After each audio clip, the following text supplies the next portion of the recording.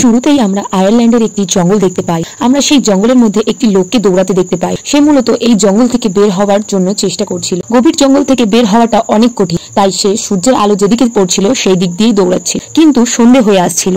আর অদ্ভুত ব্যাপার হলো, এই জঙ্গলের মধ্যে বিভিন্ন জায়গায় বিভিন্ন সাইনবোর্ড দেওয়া আছে, যাতে লেখা আছে পয়েন্ট অফ নো রিটার্ন। সূর্য ডোবার পরও ওই লোকটি জঙ্গল থেকে বার হওয়ার চেষ্টা করছিল, কিন্তু ক্লান্তির ভাব তার চেহারায় দেখা যাচ্ছিল। লোকটি দৌড়াতে দৌড়াতে সেই সাইনবোর্ডটির সামনে আসে, যেটা সামনে দিয়ে সে কিছুক্ষণ আগেই গিয়েছিল। অর্থাৎ সে জঙ্গলের মধ্যে দিয়ে চক্কর খাচ্ছে, এমনটাই মনে হচ্ছে। অন্ধকার হতে হতে গাছ থেকে সমস্ত পাখিরা উড়ে যায়।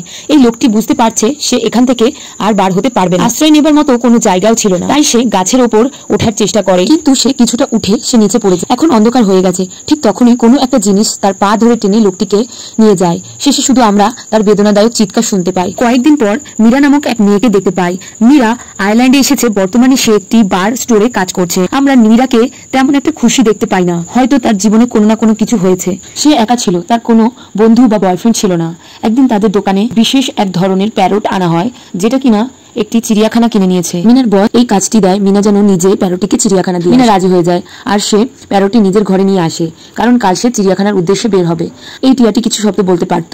রাত্রে আমরা দেখি মিনা নকল চুল পরে একটি বাড়ি যায়, যেখানে তার সাথে একটি লোকের দেখা হয়। মিনা সেখানে নিজের নকল পরিচয় দেয়। এটা দেখে বোঝা যায় যে সে তার নিজের জীবন নিয়ে তেমন একটা সিরিয়াস নয়, আর সে একা থাকতে পছন্দ করে। আর এই দেশে আসার তার একমাত্র কারণ সে তার নিজের পরিবার থেকে দূরে থাকতে চায়। তারপর মিনা প্যারোটিকে নিয়ে নিজের যাত্রা শুরু করে। সারাদিন সফর শেষ করার পর সন্ধ্যায় যখন ঘনিয়ে আসে, জঙ্গলের রাস্তা ধরে মিনা তার সফর কন্টিনিউ রাখে, কিন্তু রহস্যময় ভাবে তার গাড়িটি জঙ্গলের মাঝখানে পৌঁছে যায়। সে বোঝারও সময় পায় না যে সে কখন জঙ্গলের মাঝখানে চলে এসেছে। সে গাড়ি থেকে নেমে ঠিক কোন দিকে যাবে বুঝে উঠতে পারে না, যার ফলে সে হারিয়ে যায়। সে গাড়ি থেকে নেমে পড়ে এই আশায় যে সে কাছে পিঠে কোনো মানুষকে দেখলে সে জিজ্ঞাসা করবে এখান থেকে বার হওয়ার রাস্তাটা। মিনার ভয় লাগছিল, কারণ হঠাৎ করে গাছের পাখিরা উড়ে যায়।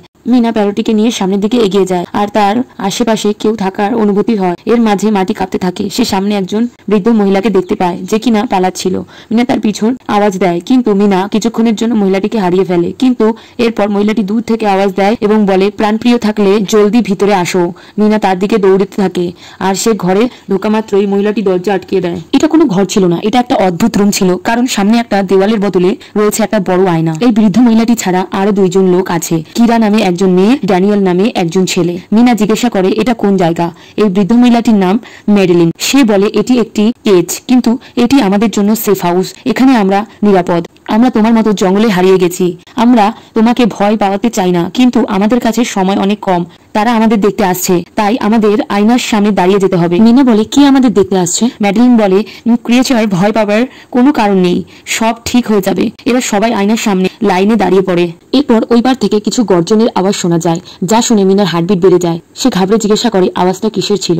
ম্যাডেলিন তাকে সামনে পাঠায়। তারপর তালির মতো কিছু আওয়াজ শোনা যায়। ম্যাডেলিন বলে তুমি আসাতে তারা অনেক খুশি, তারা তোমার জন্য হাততালি দিচ্ছে। তাদের হাততালির আওয়াজগুলো পুরো জঙ্গলে ছড়িয়ে পড়ে। ম্যাডেলিন যে ক্রিয়েচারের কথা বলছিল, মিনা আপাতত তাদের দেখতে পায় না। যাই হোক, রাত কেটে যায়। সকালবেলা তারা বের হতে পারবে। এই ক্রিয়েচাররা শুধু রাত্রেই বের হয়, তাই মিনা পাখিটাকে নিয়ে ওখান থেকে চলে যেতে থাকে। সবাই তাকে বলে এটা তোমার ভালো সিদ্ধান্ত নয়, তুমি জঙ্গলে হারিয়ে যাবে। রাত হবার আগে তোমাকে এখানে ফিরে আসতে হবে। কিন্তু মিনা তাদের একটা কথাও না শুনেই সেখান থেকে চলে যায়। রাস্তায় সে একটা মেয়েকে দেখতে পায়, কিন্তু তাকে ইগনোর করে সে সূর্যকে ফলো করে এগোতে থাকে। কিন্তু সামনে গিয়ে রাস্তা শেষ হয়ে যায়। মিনা একটা পাহাড়ের চূড়ায় দাঁড়িয়ে আছে, যেখানে দূর দূরান্ত পর্যন্ত কোনো জঙ্গল ছাড়া আর কিছু দেখা যাচ্ছে না। মিনা নিরাশ হয়ে সেখানেই বসে পড়ে। তখন পেছন থেকে ম্যাডেলিন তাকে বোঝায় সে একা নয় যে এখান থেকে বার হওয়ার চেষ্টা করেছে।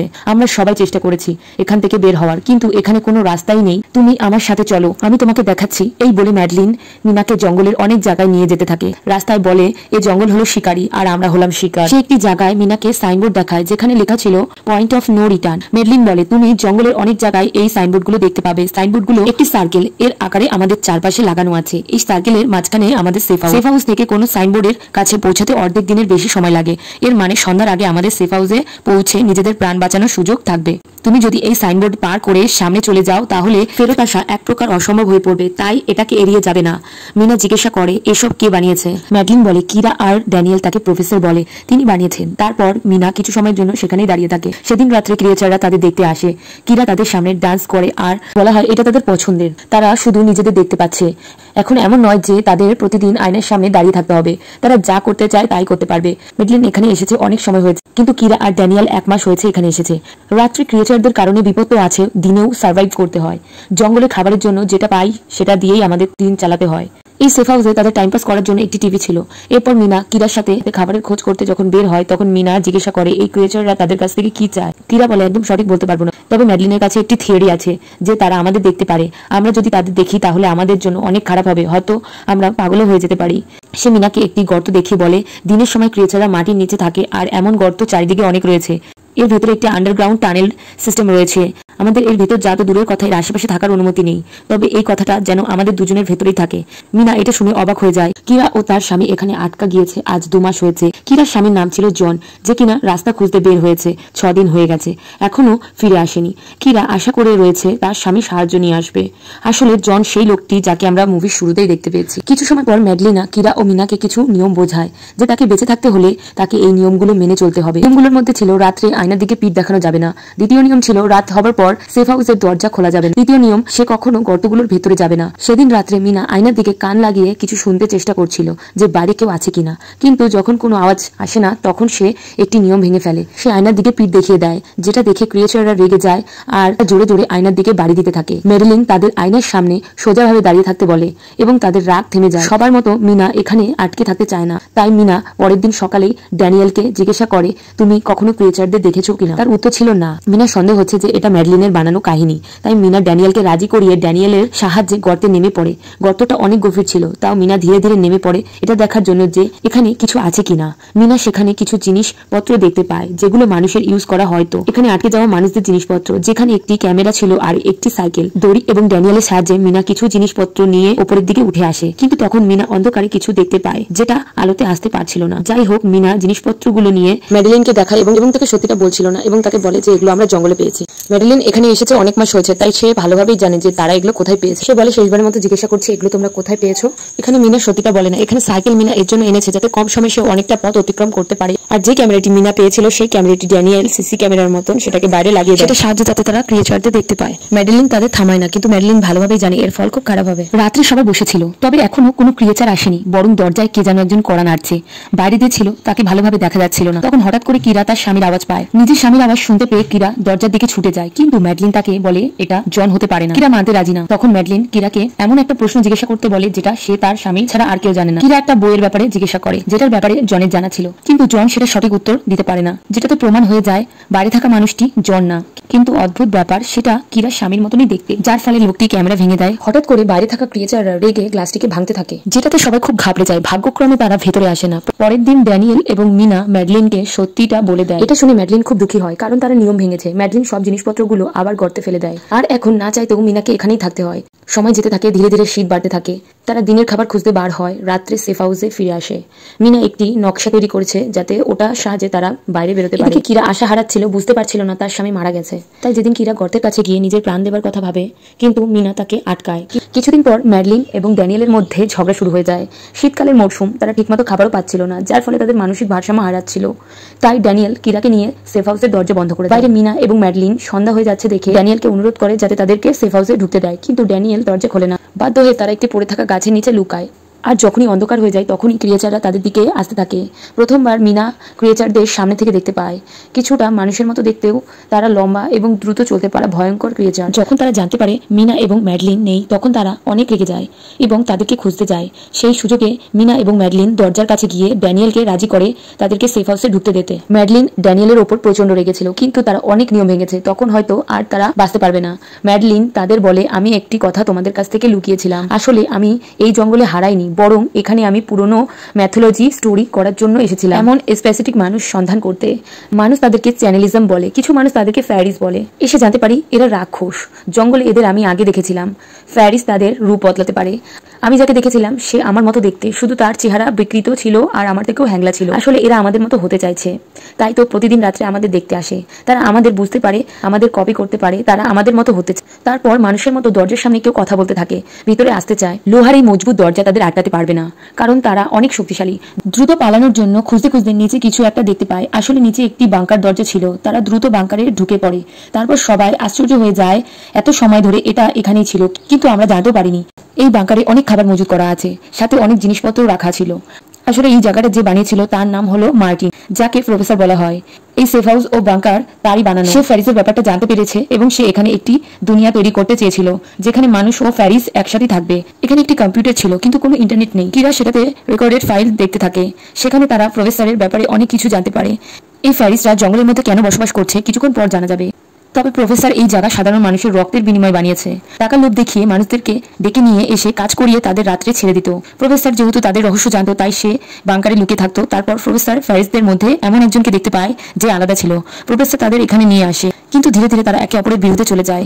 এটা ছিল গুরুত্বপূর্ণ তথ্য কিন্তু মিনা জানতে চায় শেষে কি হয়েছে। তাই সে শেষ ভিডিওটা প্লে করে যেখানে প্রফেসর সে এবং ফ্যারিসকে মারতে চাইছে। তবে সে এখান থেকে বের হবার রাস্তাটা বলে দেয় তাদের জন্য পরবর্তীতে যারা এখানে আটকে যাবে। সে বলে পাখিদের পিছু করো, তারা তোমাদের সঠিক রাস্তা দেখিয়ে দেবে। আর তোমাদের মধ্যে কেউ যদি বেঁচে যাও তাহলে ইউনিভার্সিটিতে গিয়ে যত রিসার্চ আছে সব নষ্ট করে দিও।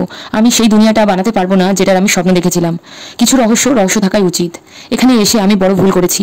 এগুলো জেনে তারা অনেক অবাক হয়ে যায়। তবে তারা খুশি যে তারা কাল এখান থেকে বের হতে পারবে। পরের দিন সকালে যখন তারা বাইরে আসে তখন তারা দেখে ওই রুমটার অবস্থা খুবই খারাপ। সবকিছু ভেঙে ফেলা হয়েছে। প্রফেসরের বলা রাস্তা দিয়ে তারা চলতে থাকে। মিনা তার প্যারটটিকে মুক্ত করে দেয় আর সবাই তার পিছু করতে থাকে। তাদের একটি লেক পর্যন্ত যেতে হবে যেখানে প্রফেসরের বোর্ড রাখা আছে। এবার তারা এগিয়ে যেতে থাকে। তারা এগিয়ে আসতেই তারা একটি কবর দেখতে পায়। ম্যাডলিন বলে একটা সময় ছিল যখন ফ্যারিস মানুষদের সাথে থাকতো কিন্তু মানুষদের আচরণ বদলে যায়। তারা এদের বিপক্ষে চলে যায়। তার ফলে তারা সব ফ্যারিসদের এই জঙ্গলে বন্দী করে দেয়। শত শত বছর ধরে মাটির নিচে থাকার কারণে তারা তাদের জাদু হারিয়ে ফেলেছে, সাথে তাদের ডানাটাও হারিয়ে ফেলেছে। তারা কোনোদিনও এই জঙ্গল থেকে বার হতে পারবে না। সন্ধ্যা হয়ে আসছিল তাই তাদের দ্রুত বের হতে হবে। তখনই বৃষ্টি শুরু হয় এবং এরপর সূর্য ডুবে যায়, যার ফলে ফ্যারিসরা গর্ত থেকে বার হতে থাকে। এরা লেক পর্যন্ত পৌঁছে যায়, সাথে সাথে বোর্ডও পেয়ে যায়। ঠিক তখনই ড্যানিয়েল জনকে দেখতে পায়। আহত অবস্থায় ছিল। ড্যানিয়েল সবার পিছনে পড়ে যায়। সে যে কিনা জনকে সাহায্য করছিল কিন্তু সে আসলে জন ছিল না, বরং রূপ বদলাতে পারা ফ্যারি ছিল। ড্যানিয়েলকে বাঁচাতে পারে না। আর ওইদিকে ফ্যারি মাথায় একটি চিহ্ন করে শেষ করে দেয়। তারপর ফ্যারিরা ড্যানিয়েলের রূপ নিয়ে নেয়। এই ফ্যারিরা নদী পার হতে পারবে না। এই সুযোগেই বাকিরা পালিয়ে যায়। পরের দিন সকালে তারা বাস পায় যেটাতে করে তারা শহরে চলে যায়। কিছুদিন পর মিনা ওই ইউনিভার্সিটিতে যায় যেখানে প্রফেসরের অনেক রিসার্চ করেছিল, যেটা কিনা প্রফেসর নষ্ট করে দিতে বলেছিল যেন কেউ ওই জঙ্গলে না আসে। মিনা সেগুলো নষ্ট করে দেওয়ার জন্য সে সেখানে আসে। সে এখানে এসে নতুন কিছু জানতে পারে যে ফ্যারিসরা অনেক বছর আগে মানুষের সাথে থাকতো, এমনকি মানুষের দ্বারা ফ্যারিসের বাচ্চাও হয়েছে। এছাড়া মিনা সেখানে নতুন ছবি দেখতে পায় যেখানে মিনা জানতে পারে প্রফেসরের স্ত্রী আর কেউ নয়, ম্যাডলিনাই ছিল। এই তথ্যগুলো নিয়ে সে কিরার কাছে যায় এবং তাকে বলে প্রফেসরের স্ত্রী হলো ম্যাডলিন আর সে লাংস ক্যান্সারের কারণে অনেক আগেই মারা গেছে। তারপর প্রফেসর রূপ বদলাতে পারা ফ্যারির ব্যাপারে জানতে পারে আর নিজের স্ত্রীর সাথে থাকার জন্য সে এইসব বানিয়েছে। অর্থাৎ মিনাদের সাথে থাকা ম্যাডলিনা ছিল মানুষ নয় বরং অর্ধেক ফ্যারি অর্ধেক মানুষ। পুরোটি সময় সে মিনাদের সাথেই ছিল, সেই একমাত্র ফ্যারি যে ওখান থেকে বার হতে পেরেছে। কিন্তু সেই সময় জানা যায় মিনা যে কিরার সাথে কথা বলছে আসলে সেটা কিরা নয় বরং ম্যাডলিনাই ছিল। কিরা রূপ নিয়েছিল। তখনই আসল কিরা আসে। তখন ম্যাডলিনা তাকে মেরে অজ্ঞান করে দেয়। সে মিনাকেও মারতে চাইছিল যাতে তার সত্যিটা কেউ জানতে না পারে। ম্যাডলিনা বলে সেই জঙ্গলে আমাকে সবাই আজব বলতো কারণ আমি একমাত্র ছিলাম যে দিনের বেলায় বাইরে আসতে পারতাম। আমার আলাদা গুণ থাকার কারণেই তারা আমাকে পছন্দ করতো না, তাই তারা আমাকে তাদের কাছ থেকে বের করে দেয়। মিনা তাকে বলে সে আলাদা নয়, সে বিশেষ, সে অর্ধেক মানুষ অর্ধেক ফ্যারি। ম্যাডলিনা জানতো না অতীতে মানুষের দ্বারা ফ্যারিদের বাচ্চা হয়েছে। মিনা তাকে বলে এই সত্যিটা সে কাউকে বলবে না আর হতে পারে তার মতো অনেকেই আছে। এইসব কথা জানতে পেরে ম্যাডলিনা জাদু ফিরে আসতে শুরু করে, সেখান থেকে উড়ে যায়। এরপর আমাদের কিছু সপ্তাহের পরের দৃশ্য দেখা যেখানে মিনা তার বোনের সাথে থাকতে এসেছে। তারা যমজ বোন ছিল। মিনা তার বোনকে জঙ্গলের সব ঘটনা খুলে বলে, ম্যাডলিনার ব্যাপারেও বলে। সে আরো বলে যে ম্যাডলিনা তার পিছু নিয়েছে কারণ সে তাকে প্রায় ছোট মেয়ে রূপে দেখতে পায়। হয়তো সে তার প্রজাতির কাউকে দেখতে পায়নি। তার বোন তাকে সাহস দেয় সব ঠিক হয়ে যাবে। শেষে আমরা একটা ছোট মেয়েকে দেখতে পাই যে ম্যাডলিনাই ছিল, যে কিনা এই রূপে পৃথিবীতে ঘুরে বেড়াচ্ছে। আর এখানে মুভিটি শেষ হয়ে যায়। তো ভিডিওটা কেমন লাগলো কমেন্টে জানিও আর ভালো লাগলে প্লিজ আমার চ্যানেলটা সাবস্ক্রাইব করে দিও।